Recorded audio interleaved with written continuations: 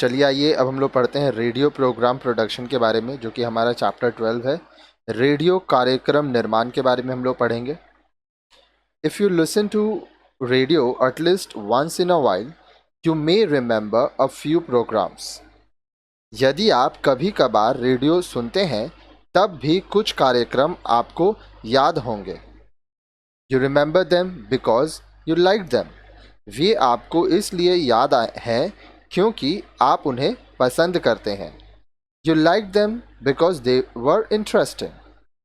अब वो जो कार्यक्रम है वो इंटरेस्टिंग होते हैं, रुचिपूर्ण होते हैं, इसलिए आप उन्हें पसंद करते हैं। You do not remember a majority of programs because what is heard is fast forgotten. लेकिन ज़्यादा से अधिकांश कार्यक्रम आप याद नहीं रख पाते क्योंकि जो कुछ भी आप सुनते हैं वह तेजी से बाद में भूल जाते हैं। We have already discussed about this feature of radio in the lesson on characteristics of radio. हमने रेडियो के इस विशेषता पर, रेडियो की विशेषताएं, कैरेक्टरिस्टिक्स ऑफ रेडियो वाले चैप्टर में इसके बारे में पढ़ा था। To make a program interesting, it has to be produced well. कोई कार्यक्रम रुचिपूर्ण तभी होता है जब उसका निर्माण अच्छे से किया जाता है। Radio production is a very vast subject. Radio कार्यक्रम निर्माण करना बहुत विस्तार भरा है, ये बहुत ही बड़ा है। Due to constant change in technology the techniques of radio production keep changing. अब देखिए, टेक्नोलॉजी बदलता रहता है। प्रौद्योगिकी में निरंतर होते बदलाव के वजह से रेडियो कार्यक्रम निर्माण की तकनीकी में भी बदलाव होते रहते हैं। But the basics remains the same. लेकिन इसका जो मूल है, इसकी जो मूल बातें हैं वह एक जैसी रहती हैं। You may have the best of ideas, the best of scripts and the best of voices, but if the program is not produced properly it will not be interesting to listen to. हो सकता है कि आपका विचार अच्छा हो, आपकी script अच्छी हो, साथ ही साथ आपका जो आवाज़ है वो भी अच्छा हो, लेकिन यदि इनका निर्माण सही तरीके से नहीं होता तो वो सुनने वालों की कसौटी पर खरा नहीं उतरता। In this lesson you will learn about the process of radio production and it's different components. इस अध्याय में आप रेडियो कार्यक्रम निर्माण के बारे में पढ़ेंगे और उसके अलग अलग पक्षों के बारे में आप यहाँ पढ़ेंगे। तो आइए सबसे पहले हम लोग देखते हैं कि ये जो चैप्टर है, ये पढ़ने का हमारा ऑब्जेक्टिव्स क्या है, ये चैप्टर पढ़ने का हमारा उद्देश्य क्या है। After starting this lesson you will be able to do the following. इस अध्याय को पढ़ने के बाद आप निम्नलिखित कर सकेंगे। आप क्या क्या सीखेंगे? Describe the qualities required for a radio producer. Radio निर्माता के लिए आवश्यक गुणों का वर्णन कर सकेंगे। Explain the main elements of radio production. Radio कार्यक्रम निर्माण के मुख्य तत्वों के बारे में आप बता सकेंगे। Distinguish between 3 different types of microphones. Microphone के 3 मुख्य प्रकारों में आप अंतर कर पाएंगे। Identify music and sound effects for radio production. Radio कार्यक्रम निर्माण करने के लिए संगीत तथा ध्वनि प्रभाव की पहचान कर सकेंगे। Classify the different stages of radio program production. कार्यक्रम निर्माण के अलग अलग स्तरों के बारे में आप बता पाएंगे। State the importance of a script in a radio programme. Radio कार्यक्रम में स्क्रिप्ट की उपयोगिता के बारे में आप बात कर सकेंगे, उसको पहचान सकेंगे। तो काफ़ी सारी जानकारी मिलेगी इस चैप्टर में आपको रेडियो प्रोडक्शन से रिलेटेड। तो अब नेक्स्ट वीडियो देखिए। चलिए आइए अब हम लोग पढ़ते हैं 12.1 qualities of a radio producer. अब जो रेडियो प्रोड्यूसर होता है, रेडियो कार्यक्रम निर्माता, उसके क्वालिटीज़, गुण क्या क्या होने चाहिए। You may have observe that anybody can be a cook but not only the food prepared by some turn out to be very tasty. आपने शायद ध्यान दिया होगा कि खाना तो हर इंसान बना सकता है, खाना तो सभी बनाते हैं, परंतु कुछ लोगों के हाथ के बने खाने का स्वाद बेहतरीन होता है। Similarly, all people who produce radio programs may not come out with good and interesting program. इसी तरह रेडियो कार्यक्रम बनाने वाले सभी लोग अच्छा और मनोरंजक कार्यक्रम नहीं बना पाते हैं।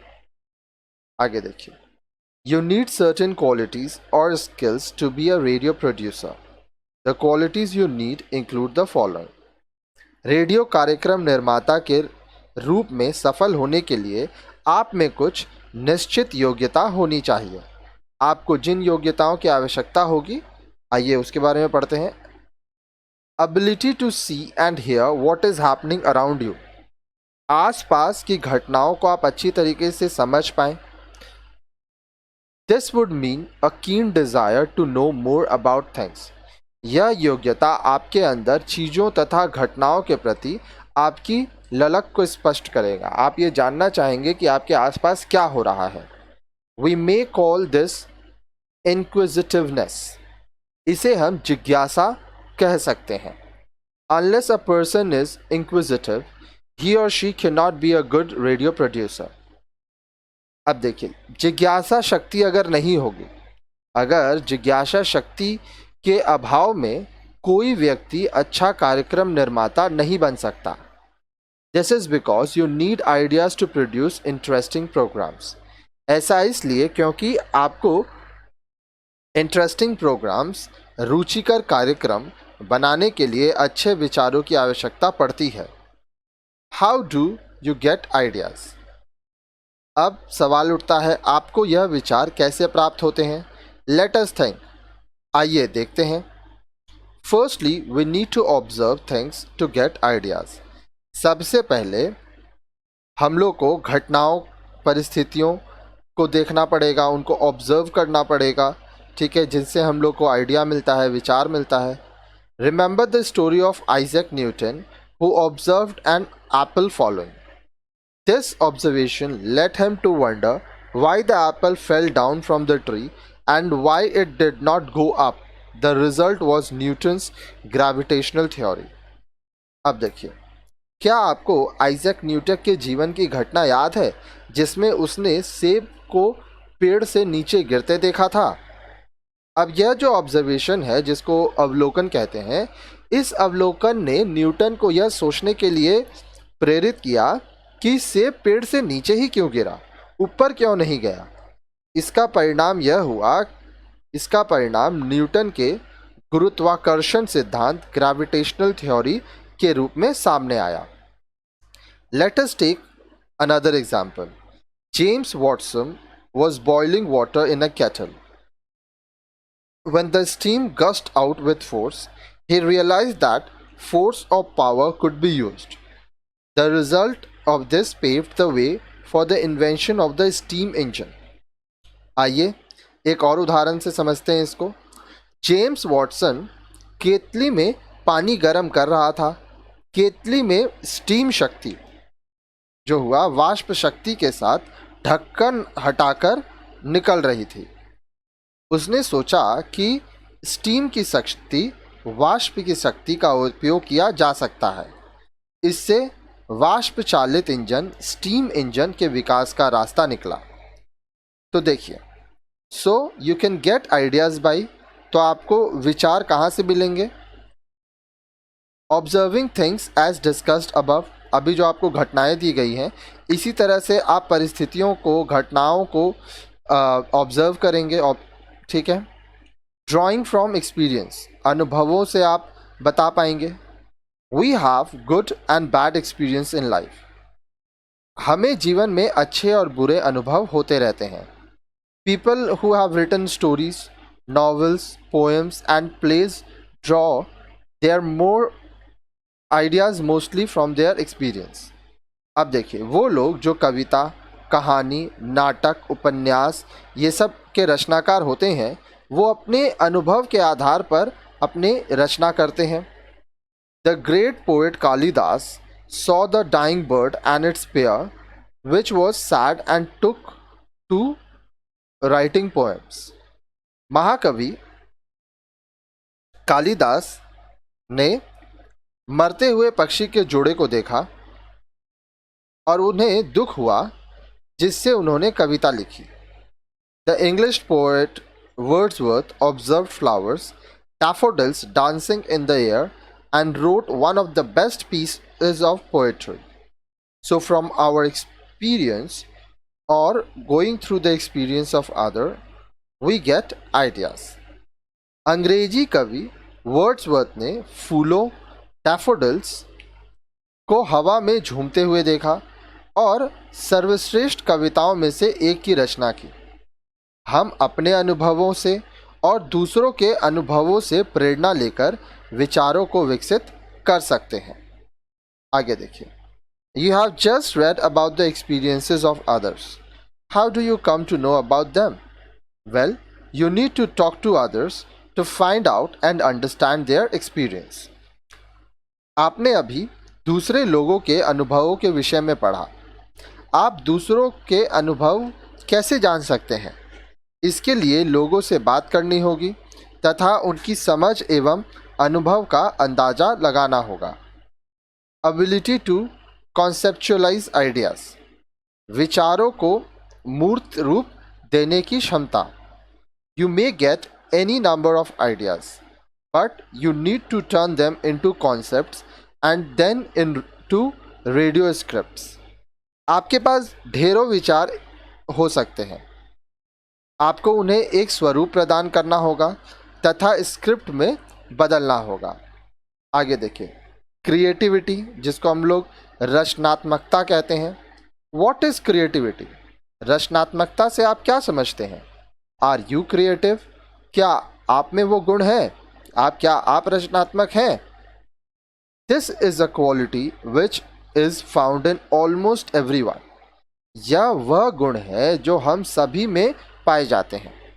But you need to be creative in putting together an idea in a manner which can attract people. लेकिन किसी विचार को इस रूप में प्रस्तुत करके कि वह लोगों को पसंद आए, इसके लिए आपसे रचनात्मकता की अपेक्षा की जाती है। Creativity would mean doing something new और डिफरेंट। रचनात्मकता को हम कुछ नया या कुछ विशिष्ट तरीके से करने के रूप में स्पष्ट कर सकते हैं। The same idea can be made into a radio programme differently by different people.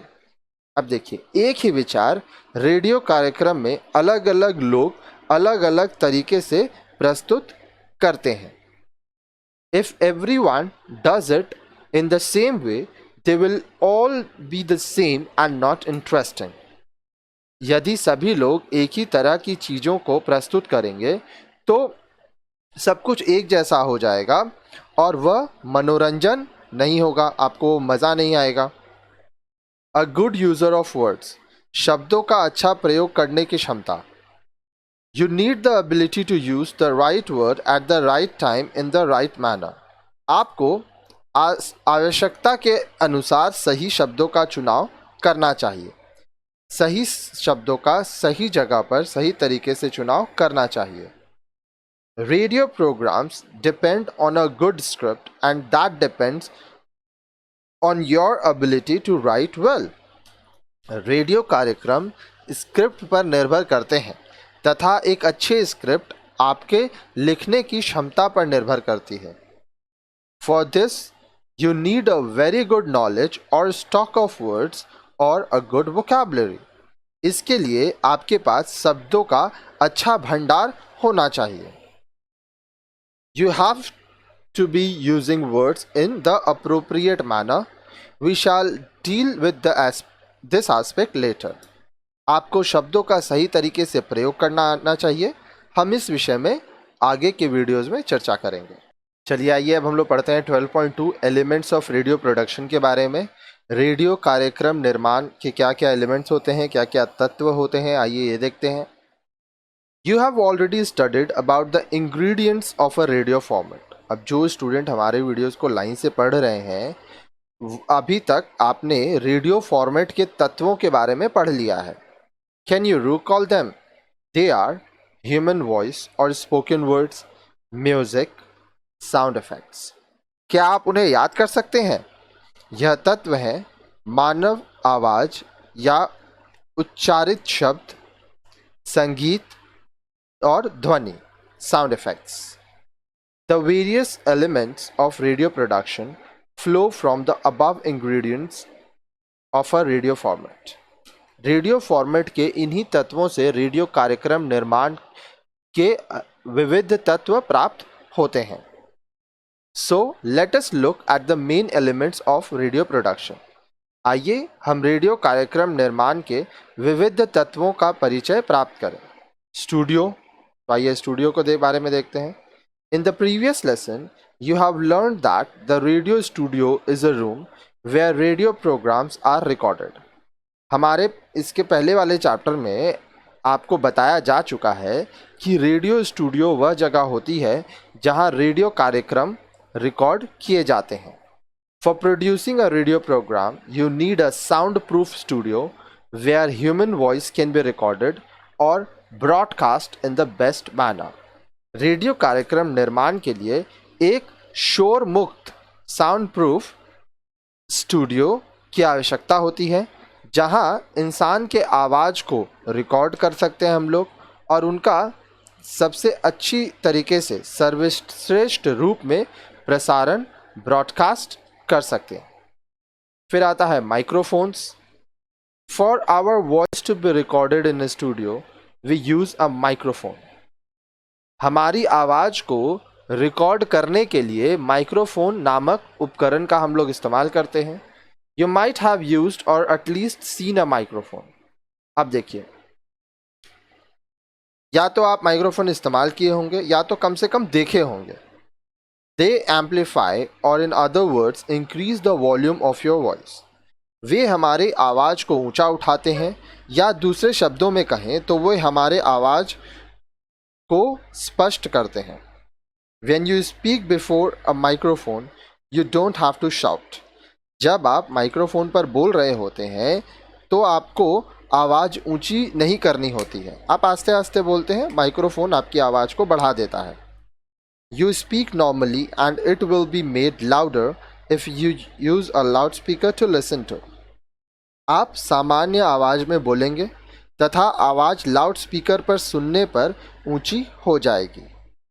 When we think of radio, the microphone is the most important element using which you present your program. अब देखिए, जब हम लोग radio की बात कर रहे हैं तो माइक्रोफोन कार्यक्रम को प्रस्तुत करने में सबसे महत्वपूर्ण तत्व होता है. आगे देखिए, There are basically 3 types of microphones and they are known by their directivity. Microphone मूल रूप से 3 प्रकार के होते हैं जिन्हें उनकी दिशामूलकता डायरेक्टिविटी के आधार पर बांटा गया है. As you go through the following text, you will understand the term directivity. अब यहाँ पे आगे जो पढ़ेंगे उससे आपको डायरेक्टिविटी शब्द के बारे में समझ में आएगा. एक होता है यूनिडायरेक्शनल माइक्रोफोन, जिसको एक दिशामुखी माइक्रोफोन कहते हैं. As the name suggest, this microphone picks up sound from one direction. जैसा कि नाम से ही समझ आ रहा है, स्पष्ट हो रहा है कि यह माइक्रोफोन दिशा विशेष से आवाज़ लेता है, मतलब एक ही दिशा से आवाज़ लेता है. As you speak in front of it, your voice is picked up. आप इसके सामने से बोलेंगे तो यह आपका आवाज़ ले लेगा. If you speak from the other side of the microphone, your voice will not be picked up properly. अगर आप इसकी दूसरी ओर से बोलेंगे तो यह आपकी आवाज़ ठीक से ग्रहण नहीं करेगा. In a radio studio, the announcers, presenters and news readers use this type of a microphone.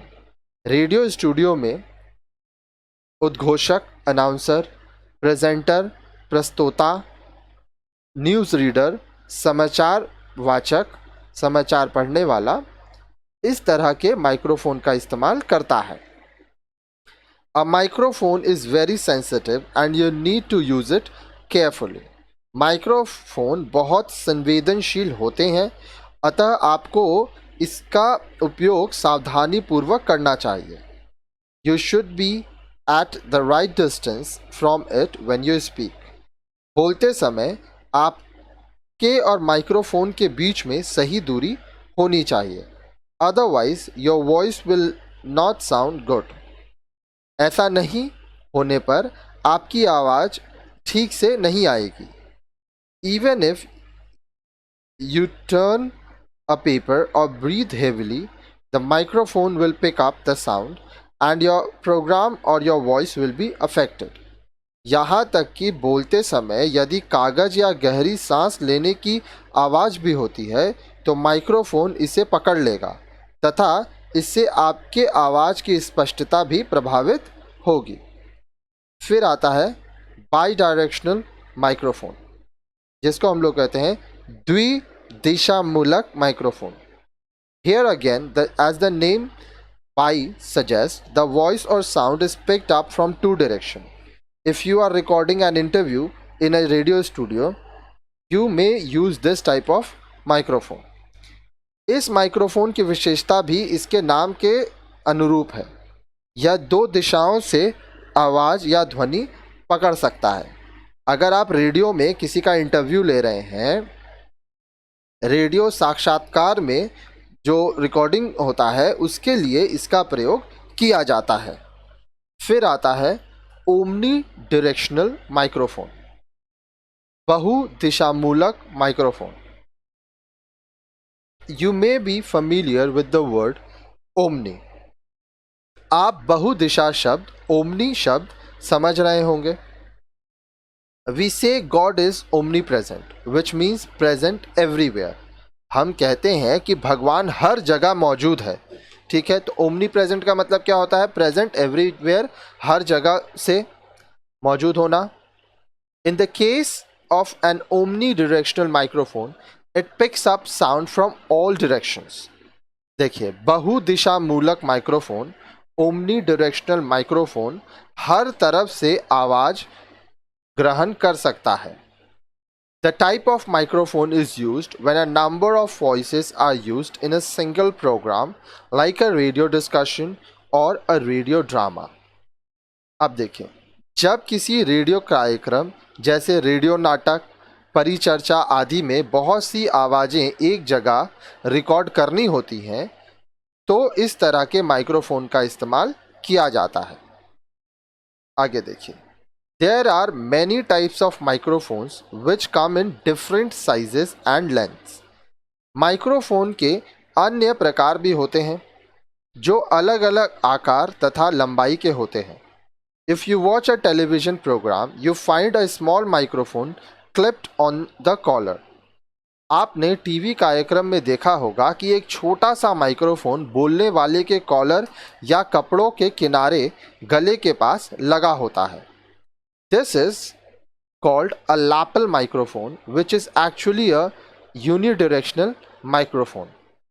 अब देखिए, इसे लैपल माइक कहते हैं जो वास्तव में एक दिशा मूलक माइक्रोफोन होता है। ठीक है, These microphones are not normally used in radio. यह माइक्रोफोन सामान्यतः रेडियो में इस्तेमाल नहीं किए जाते हैं। Then there are long microphones called gun microphones used in sports production. उसके बाद खेल संबंधी कार्यक्रमों में ज़्यादा लंबाई वाले माइक्रोफोन इस्तेमाल किए जाते हैं, जिन्हें गन माइक्रोफोन कहा जाता है। These microphones are often omnidirectional ones. यह सामान्यतः बहुदिशामूलक होते हैं। There are also cordless microphones. अब देखिए, एक अन्य प्रकार का कॉर्डलेस माइक्रोफोन होता है जिसमें कोई तार नहीं होती है।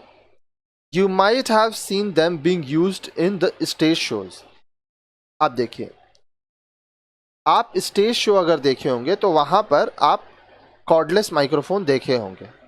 दे do not have any cables और wires attached to them. They have a small transmitter in them which can be sent the sound to an amplifier.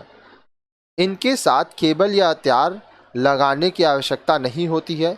इनमें से एक सूक्ष्म ट्रांसमीटर छुपा होता है जो ध्वनि को, आवाज़ को एम्पलीफायर तक पहुंचाने का काम करता है। अब देखिए, फिर आता है साउंड इफ़ेक्ट्स। तो आइए साउंड इफ़ेक्ट्स के बारे में हम लोग पढ़ते हैं। इसको ध्वनि प्रभाव भी कहते हैं। Sound effects in a radio program give meaning and sense of location. It adds realism to a program and helps a listener to use imagination. ध्वनि प्रभाव से रेडियो पर किसी स्थिति का आभास होता है। यह कार्यक्रम में वास्तविकता देता है तथा सुनने वाले की कल्पनाशीलता को राह दिखाता है। साउंड इफेक्ट बहुत ज़रूरी होता है। अब देखिए, think of a crowded market place और टेम्पल। अब देखिए, किसी भीड़ भरे बाजार या मंदिर के बारे में सोचिए। If you are creating that scene in a radio programme, you do not have to go to a crowded market or temple to record. यह कार्यक्रम, अगर आप रेडियो कार्यक्रम में आपको यह दृश्य लाने के लिए, रिकॉर्ड करने के लिए आपको बाजार या मंदिर जाने की आवश्यकता नहीं है। Well, you can record those sounds and use them. आप उन आवाज़ों को, उन ध्वनियों को अंकित कर सकते हैं, रिकॉर्ड कर सकते हैं और उनका इस्तेमाल कर सकते हैं। But in most cases you use sound effects which are already recorded. लेकिन ज़्यादातर पहले से जो रिकॉर्डेड आवाज़ होता है, हम लोग उसी का इस्तेमाल करते हैं। Sound effects can be used in two ways: spot effects or effects that are created as we speak and recorded sound effects। अब देखिए, साउंड इफेक्ट जो होते हैं वो दो रूपों में होते हैं। एक होता है स्पॉट इफेक्ट, जो तुरंत बनाए जाते हैं, जैसे जैसे हम लोग बोलते हैं वो इफेक्ट आता रहता है। फिर होता है एक रिकॉर्डेड साउंड इफेक्ट, जो आप पहले से रिकॉर्ड करके रखें और उसको आप इस्तेमाल कर रहे हैं। ठीक है, if you are recording a radio program in which someone knocks at the door, you can make a knocking sound either on the door or a wooden partition। अब देखिए, यदि आपको कोई कार्यक्रम तैयार कर रहे हैं जिसमें दरवाज़ा खटखटाने के आवाज़ की ज़रूरत है, तो इसके लिए आप दरवाजे की खटखटाहट या लकड़ी के टुकड़े पर खटखटा कर यह प्रभाव उत्पन्न कर सकते हैं। Or you want to show that someone is pouring water from a bottle into a glass. Here again, you can use the actual sound produced on the spot. इसी तरह बोतल से ग्लास में पानी डालने की वास्तविक आवाज़ आप उपयोग कर सकते हैं। But if you want a lion roaring or a dog barking, you probably cannot bring a lion or a dog to the studio। लेकिन अगर आपको शेर की गुर्राहट या कुत्ते के भौंकने की आवाज़ चाहिए, तो इसके लिए आप स्टूडियो में कुत्ता या शेर लेकर नहीं आ जाते हैं। Here we use recorded sounds which are kept on tapes और डिस्क। यहाँ हम पहले से रिकॉर्डेड आवाज़ को इस्तेमाल करते हैं जो कि टेप या डिस्क में सुरक्षित रखी जाती है। Almost all sounds are available on CDs which you can try and use। आजकल CD में हर तरह की आवाज़ें उपलब्ध हैं जिनका आप उपयोग कर सकते हैं। There are also certain types of computer softwares available for this। कुछ विशेष कंप्यूटर सॉफ्टवेयर होते हैं जिन पर यह सुविधा उपलब्ध है। आगे देखिए, You can also create sound effects। आप साउंड इफेक्ट्स बना सकते हैं, आप भी पैदा कर सकते हैं। You can use 2 coconut shell and to produce the sound effect of the sound of horses hooves। आप नारियल के 2 खोखों को ले सकते हैं और घोड़ों के हिनहिनाने की आवाज़ उत्पन्न कर सकते हैं। Take a piece of cellophane paper or aluminum wrapper and crush them in front of a microphone। Record the sound and hear it will sound as if fire is raging। You can think and create many such sound effects। आप सेलोफीन कागज या aluminium wrapper लीजिए तथा microphone के सामने उन्हें तोड़िए। ठीक है, उन्हें तोड़िए, दबाइए, क्रश कीजिए। इस और अब वो जो आवाज़ निकल रहा है उसको रिकॉर्ड कीजिए और सुनिए। यह आग जलने की आवाज़ का आभास देगा, आपको सुन के ऐसा लगेगा कि कहीं पे आग जला है। ठीक है, आप खुद भी इस तरह के अनेक ध्वनि प्रभाव साउंड इफेक्ट्स विकसित कर सकते हैं। However, there is a word of caution। अब देखिए, यहाँ पे आपको कुछ चीज़ ध्यान रखना होगा, सावधानी रखना होगा। If you record an actual door opening, you may not get the real feeling of a door opening when you record it. What matters is what matter is what it sounds like and not what it is। हो सकता है कि दरवाज़ा वास्तव में खोलकर जो आप रिकॉर्ड करेंगे आवाज़, उससे वह आवाज़ ही नहीं प्राप्त हो। अतः आवाज़ का प्रभाव महत्वपूर्ण होता है, न कि वह ध्वनि वास्तविक रूप में प्राप्त हुई या नहीं। अब मान लीजिए गेट खुला तो ज़रूरी नहीं है हर समय आवाज़ होगा, लेकिन अगर आप साउंड इफ़ेक्ट्स का इस्तेमाल करते हैं तो सामने वाला जो आपकी आवाज़ सुन रहा है उसको अच्छा फील होगा, उसको लगेगा उसके सामने ही घटना हो रही है। म्यूज़िक, संगीत। Music is the soul of radio. संगीत रेडियो की आत्मा है। It is used in different ways on radio as already discussed in the earlier lesson। जैसा कि पहले ही स्पष्ट किया जा चुका है, रेडियो में इसका उपयोग कई रूपों से होता है, कई तरह से हम लोग करते हैं। Film songs and classical music programme are independent programme on radio. फिल्मी गीत तथा शास्त्रीय संगीत के कार्यक्रम रेडियो पर स्वतंत्र रूप से प्रसारित होते हैं। Music is also used as signature tunes and or theme music of various radio programs। संगीत का विभिन्न रेडियो कार्यक्रमों में सिग्नेचर ट्यून या थीम म्यूजिक के रूप में भी प्रयोग होता है। Let us see what music does to any program। आइए देखते हैं संगीत किसी भी कार्यक्रम के लिए क्या उपयोगिता लाती है। Music adds color and life to any spoken word program। संगीत किसी भी केवल शब्द या ध्वनि पर निर्भर कार्यक्रम में रंग भर देती है, जीवन भर देती है। Music can break monotony. संगीत एक रास्ता नहीं आने देती है। Music is used to give the desired effect of happy or unhappy situation, fear or joy. संगीत भावों जैसे सुख दुख, डर या आनंद आदि को प्रभावी तरीके से उभारता है। Music can suggest scenes and locations. For example, you have to create a bright early morning situation. This can be done by playing a pleasing note on the flute along with the sound of chirping birds। संगीत स्थान तथा परिस्थितियों का भी संकेत देती है। मान लीजिए आपको एक खुशनुमा सुबह प्रस्तुत करनी है। इसे बांसुरी की मदद से आवाज़ इस्तेमाल करके तथा चिड़ियों की चहचहाहट से रचा जा सकता है। आर्टिफिशियल एको, जिसको बनावटी आवाज़ कहते हैं हम लोग। If you enter an empty building और fort and shout, your voice will come back to you। This is called an echo। An echo is used in radio programs। This is a technical input। अब देखिए, यदि आप किसी खाली इमारत या किले में जाकर जोर से चिल्लाते हैं तो आपकी आवाज़ आप तक वापस आती है।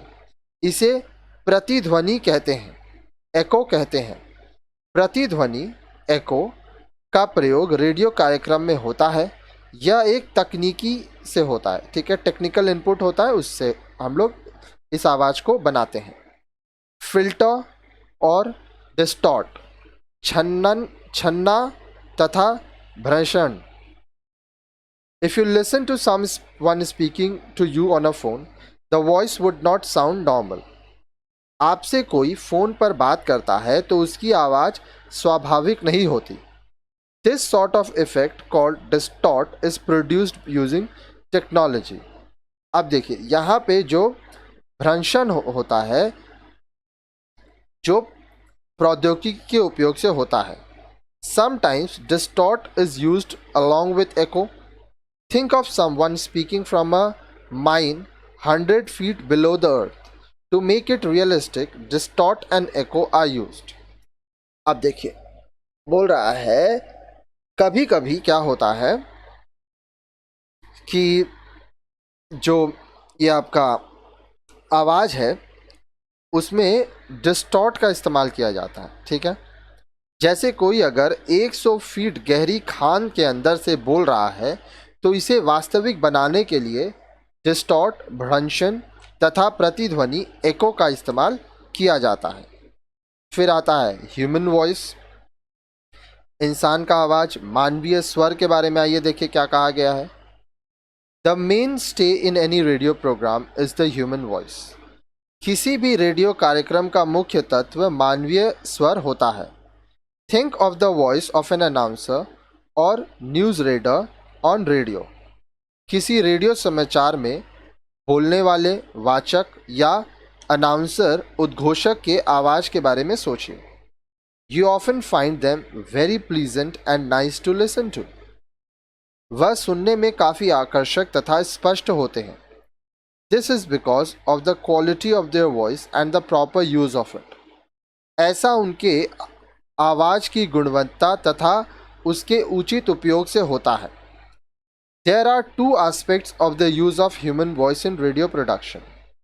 रेडियो कार्यक्रम निर्माण में मानवीय स्वर के प्रयोग के दो पक्ष होते हैं। Firstly, there has to be a well written script to be spoken and then someone has to speak or read it before a microphone in a studio. अब देखिए, पहला जो कुछ भी बोला जाना है उसकी एक अच्छी तरह से हम लोग स्क्रिप्ट तैयार करेंगे। दूसरा, माइक्रोफोन के सामने इसे सही तरीके से बोला जाए या पढ़ा जाए। चलिए आइए अब हम लोग पढ़ते हैं 12.3 रेडियो प्रोग्राम प्रोडक्शन, रेडियो कार्यक्रम निर्माण के बारे में देखते हैं। Now let us learn about the different stages of radio program production. अब हम रेडियो कार्यक्रम निर्माण के अलग अलग स्तरों के बारे में पढ़ेंगे। Whatever we do, there has to be a clear plan.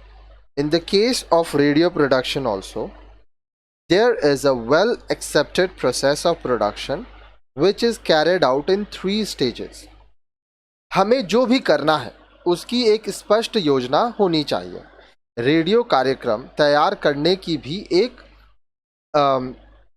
सुपरिभाषित प्रक्रिया है जिसके 3 स्तर होते हैं। अब वो क्या क्या है? Let us list them out. Pre production, निर्माण से पहले का काम जिसको हम लोग प्री प्रोडक्शन कहते हैं। फिर होता है प्रोडक्शन, निर्माण करना, प्रोडक्शन करना। फिर आता है पोस्ट प्रोडक्शन, निर्माण के बाद, ठीक है। तो आइए हम लोग एक एक करके देखते हैं। सबसे पहला है प्री प्रोडक्शन, निर्माण पूर्व इसको कहते हैं। As the title suggest, this is the first stage before the actual production. जैसा कि नाम से ही हमें स्पष्ट होता है, यह प्रथम स्तर है जो मुख्य निर्माण कार्य से पहले आता है। अब देखिए इसमें क्या क्या चीज़ें होती हैं। A new idea is born, कहानी या विचार का विकास होता है। This phase includes how a programme is born as an idea and its conceptualisation. The topic or subject matter is decided. इस स्तर पर किसी कार्यक्रम की विषय वस्तु निर्धारित होती है। कार्यक्रम में किस विषय का वर्णन होगा यह इसमें निर्धारित होता है। प्लान ऑफ एक्शन, कार्य की रूपरेखा। After the topic is decided, a plan of action is worked out. विषय वस्तु एक बार डिसाइड हो जाता है, विषय वस्तु के निर्धारण के बाद कार्य की रूपरेखा निर्धारित की जाती है। Here, the format of the program is determined, that is, whether the program is a talk, discussion, interview, drama, documentary, etc. यहाँ कार्यक्रम का फॉर्मेट निश्चित हो जाता है, यानी यह टॉक होगा, वार्ता होगी, परिचर्चा होगा, डिस्कशन होगा, नाटक होगा, ड्रामा होगा, डॉक्यूमेंट्री होगा या साक्षात्कार, इंटरव्यू होगा। ये सब पहले से निर्णय ले लिया जाता है।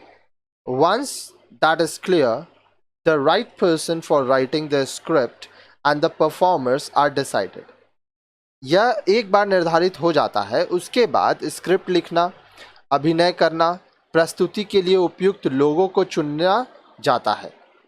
The plan of action would also determine the equipment for outside recordings that are required. The time and venue of the recording are also worked out. अब देखिए, एक बार हम लोग का प्लान ऑफ एक्शन रेडी हो जाता है, कार्य की रूपरेखा में स्टूडियो से बाहर रिकॉर्डिंग के उपकरण, रिकॉर्डिंग का समय, स्थान आदि भी निर्धारित किए जाते हैं। कहाँ पर रिकॉर्ड होगा, कैसे सामान लेके जाना है, सब कुछ यहाँ पे डिसाइड होता है। फिर होता है the script. The script is examined to make it suitable for broadcast.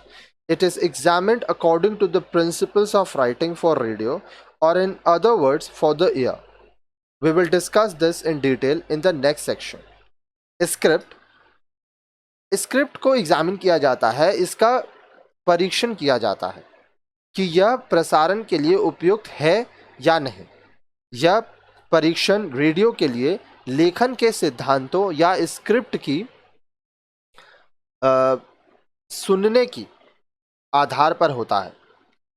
हम आगे इस पर विस्तार में चर्चा करेंगे। फिर आता है पेपर वर्क, जिसको आवश्यक कागजी औपचारिकताएं कहते हैं। If people who are not working in the radio stations are involved for writing or providing voice for the programs, they have to be invited with an agreement to accept the job or assignment. यदि कार्यक्रम में लेखन या स्वर ध्वन्यांकन recording आवाज़ record करने के लिए रेडियो स्टेशन में कार्यरत लोग अतिरिक्त बाहर से लोगों को बुलाना है, तो उन्हें आमंत्रित करके उनके साथ एक सहमति पत्र तैयार करना आवश्यक होता है। मतलब अगर वो लोग आपके रेडियो स्टेशन के नहीं हैं, आप उनको बाहर से बुला रहे हैं, तो आप उनसे एक अग्रीमेंट साइन करवाते हैं। This type of agreement is referred to as contract. इस तरह के सहमति पत्र को कॉन्ट्रैक्ट कहते हैं।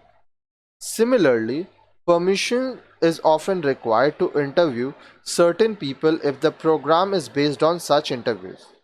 Therefore, as you can see, there is a lot of paperwork at the pre-production stage.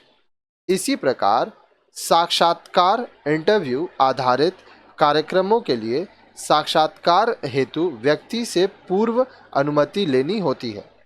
इससे स्पष्ट होता है कि निर्माण के पहले स्तर पर बहुत सारी कागजी औपचारिकताएं आवश्यक होती हैं। Rehearsing the voices of speaker is also part of this stage. वक्ताओं के स्वर में अभ्यास इस अवस्था में किया जाता है। प्रोडक्शन निर्माण की अवस्था।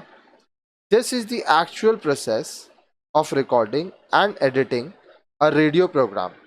Proper studios, microphones, computers are required to record and edit the program. यह रेडियो कार्यक्रम में रिकॉर्डिंग तथा संपादन एडिटिंग की वास्तविक अवस्था है। समुचित रूप से स्टूडियो, माइक्रोफोन, कंप्यूटर तथा सॉफ्टवेयर आदि की आवश्यकता कार्यक्रम के रिकॉर्डिंग तथा संपादन हेतु एडिटिंग के लिए ज़रूरत पड़ती है। पोस्ट प्रोडक्शन निर्माण के बाद की अवस्था। Writing to inform people involve in the production is a major activity during this phase. कार्यक्रम निर्माण में लगे लोगों के सूचनार्थ लेखन इस अवस्था का प्रमुख कार्य है। The programme has to be given publicity both on radio और इन अदर मीडिया। कार्यक्रम का रेडियो तथा अन्य माध्यमों पर प्रचार भी होना चाहिए। This is done to ensure that people know about the programs and also listen to them. इससे यह सुनिश्चित होता है कि लोगों को कार्यक्रम के बारे में जानकारी मिल जाए तथा ज़्यादा से ज़्यादा लोग इसे सुने। The announcements for the presentation of the program are also written and provided for the actual broadcast of the program.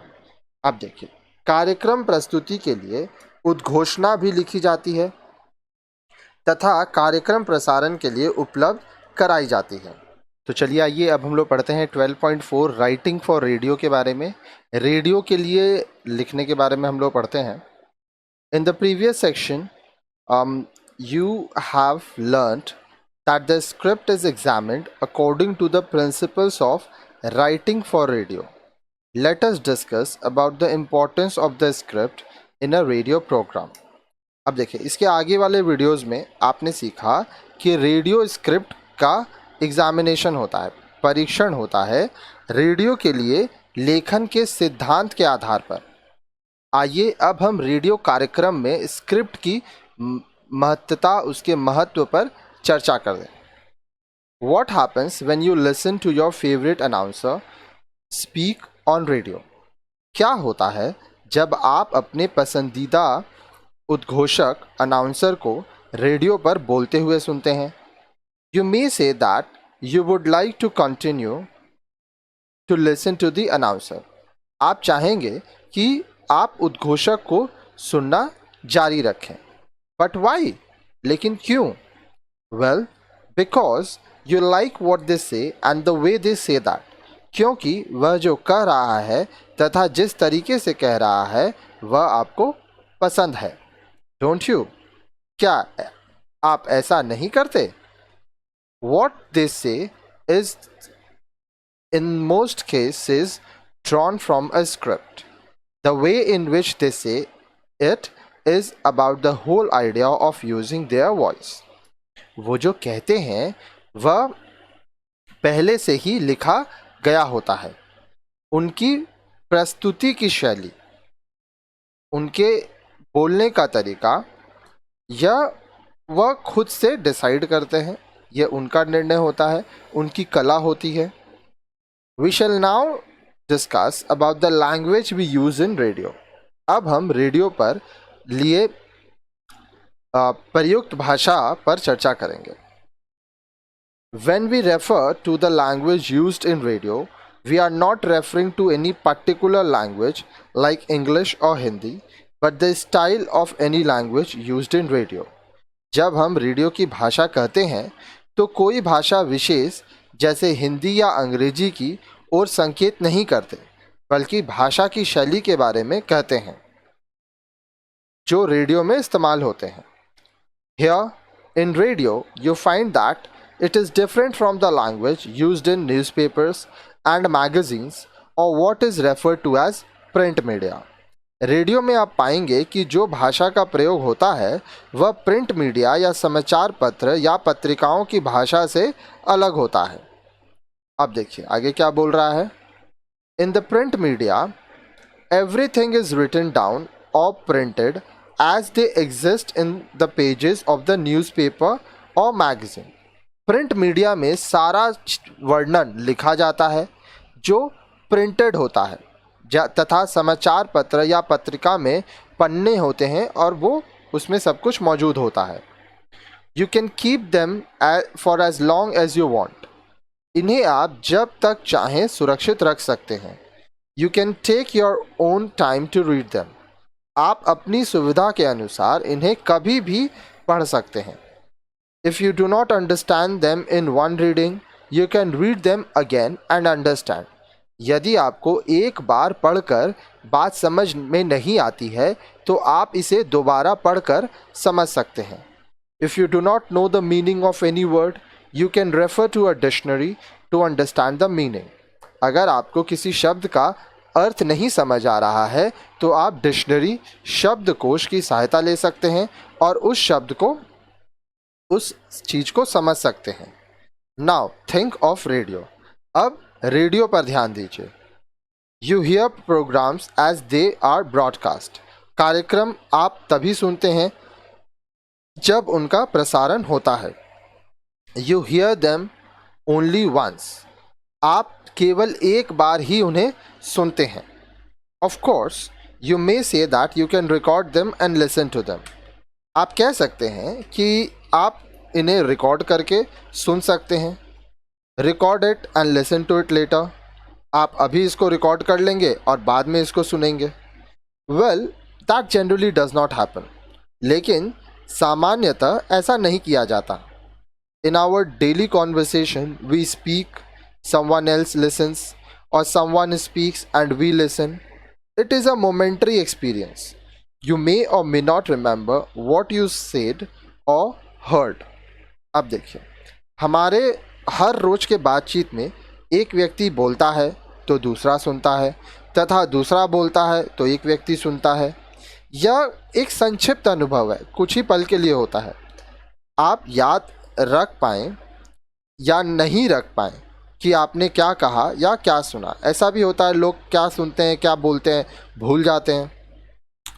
Similarly, what you hear on radio is heard only once and then forgotten in a majority cases. इसी प्रकार radio पर एक बार आप जो भी सुनते हैं उसको अधिकांश आप भूल जाते हैं। Do you remember all that you had spoken yesterday? क्या आपके याद है कि आपने कल क्या क्या बात बोला था? Do you remember all that you heard from others yesterday? साथ ही क्या आपको याद है कि कल आपने दूसरों से क्या क्या बात सुना था? Of course, the answer is a big no. निश्चित तौर पर इसका उत्तर नहीं होगा, सब कुछ थोड़ी याद रहता है। In our day-to-day conversation, we do not use the words and expressions found in a newspaper editorial or a feature article. हम अपने रोज़ाना के बातचीत में उन शब्दों तथा शैली का प्रयोग नहीं करते जो समाचार पत्र, संपादकीय, रूपक या लेखों में इस्तेमाल होते हैं। Have you wondered why this happens? क्या आपने सोचा है कि ऐसा क्यों होता है? It is because those words and expressions are neither friendly nor easy to understand. ऐसा इसलिए क्योंकि वह शब्द बातचीत करने में स्वाभाविक तथा सुबोध आसान नहीं होता है। Now compare that with your daily conversation. अब उनकी अपने हर रोज की बातचीत से तुलना करें। You use simple words, sentences and familiar expressions. आप सरल शब्दों का प्रयोग करते हैं, वाक्यों का, भावों का प्रयोग करते हैं। You also take into account the person to whom you are speaking. आप जिससे बात कर रहे हैं उस पर पूरा ध्यान भी देते हैं। Your gesture and movements add to what you speak. आपकी भाव भंगिमा तथा मुद्राएं आपके बातचीत के हिसाब से होती हैं। Now let us go back to your favorite announcer. अब आइए आपके पसंदीदा अनाउंसर उद्घोषक की बात करें। You don't see the person. आप जब रेडियो सुनते हैं तब आप उस व्यक्ति को देख नहीं सकते। But yet you feel that the person is speaking to you. लेकिन आपको लगता है कि वह आपसे ही बात कर रहा है। You may not say anything, but you may feel that there is some familiarity with that person. आप कुछ कहते नहीं हैं, लेकिन उस व्यक्ति से कुछ समीपता महसूस करते हैं।